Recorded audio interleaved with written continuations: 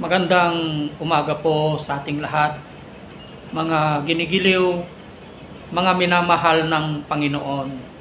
May pag-asa po sa Panginoon, mga ginigiliw. Ang ibabahagi ko po sa inyo sa umagang ito ay sinabi po ng ating Panginoong Jesucristo na kung sasampalataya ka ay makikita mo ang kalwalhatian ng Diyos. Kung sasampalataya ka, makikita mo ang kalwalhatian ng Diyos, mga ginigiliw. You can use your cancer, pwede mong gamitin yung mga karamdaman mo, yung mga sakit, yung cancer na yan, and any diseases, any circumstances, mga ginigiliw, and even crisis of your life, pwede po natin gamitin, mga ginigiliw, ang mga karamdaman natin to glorify God, mga ginigiliw. No, sabi niya po sa John 11:40, no? Ang sabi niya po dito sa 1:11:40, sinabi ni Jesus, hindi ba't sinasabi ko sa iyo na kung sasampalataya ka ay makikita mo ang kalwalhatian ng Diyos. Sabi po ng ating Panginoong Jesucristo, dahil sinabi ng ating Panginoong Jesucristo sa mga tao na tanggalin po nila yung bato, mga ginigiliw, na ginamit po nila na pantakip sa libingan ni Lazarus, mga kapatid. Kahit sinabi ni Martha sa kanya na, Guro, Panginoon, sabi niya po, mabaho na po, 4 na araw na pong nakalagak ang bangkay ng aming kapatid na si Lazarus. Na mabaho na po siya, Panginoon.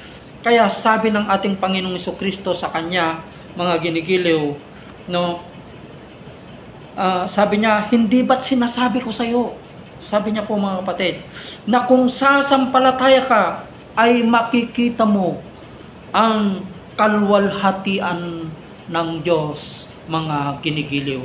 So sasampalataya po tayo, mga kapatid, despite sa mga sakit na yan, sa mga karamdaman na yan, the cancer, anumang klase ng sakit, pinakamatinding sakit na yan, mga ginigiliw, no? Kaya pong pagalingin ng ating Panginoong Jesucristo yung tao nga na nabubulok, no?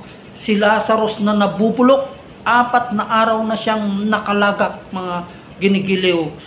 Pero binalik pa rin ng ating Panginoong Jesucristo ang kanyang buhay. Sapagkat siyang pinanggagalingan ng ating buhay, siyang pinanggagalingan ng ating kalakasan.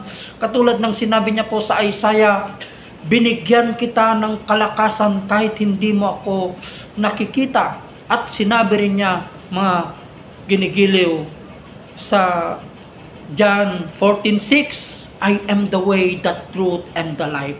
Siya lamang ang may akda ng ating buhay. Siya po ang pinanggagalingan ng ating buhay, mga ginigiliw. Kaya wala pong imposible sa Kanya. Hindi po yung mga gamot ang nagpapagaling sa ating mga karamdaman.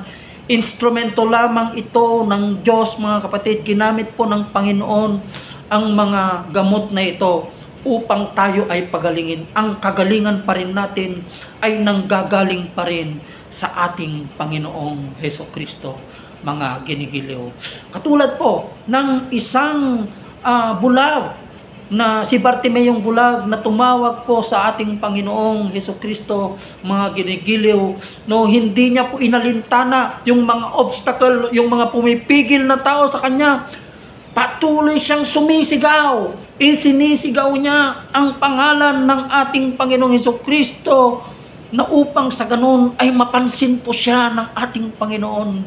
Hindi po siya nagpatumpik-tumpik, hindi po siya nawalan ng pag-asa na sumigaw, Jesus, anak ni David, mahabag po kayo sa akin. Yun po, mga ginigiliw, ang panalangin ng ating kapatid na si Bartimeong bulag, mga ginigiliw. Patuloy siyang humihingi ng habag sa ating Panginoong Jesucristo hanggang napansin po siya ng ating Panginoong Jesucristo at lumapit po kay Bartimeong bulag, mga ginigiliw, at sinabi niya po, anong gagawin ko sa iyo? sabi ng ating Panginoong Kristo. At sinabi po ni Bartimeong bulag, Panginoon, gusto ko pong makakitang muli. Dati mga kapatid, hindi po nakakakita po dati si Bartimeong bulag, ngunit no, siya po ay nabulag. Kaya no, alam nyo mga ginigiliw, no? Alam nyo mga ginigiliw, kung bakit may mga sakit na ito, may mga bulag, may mga pipi, may mga karamdaman na ito, upang makita po natin ang kalwalhatian ng Diyos.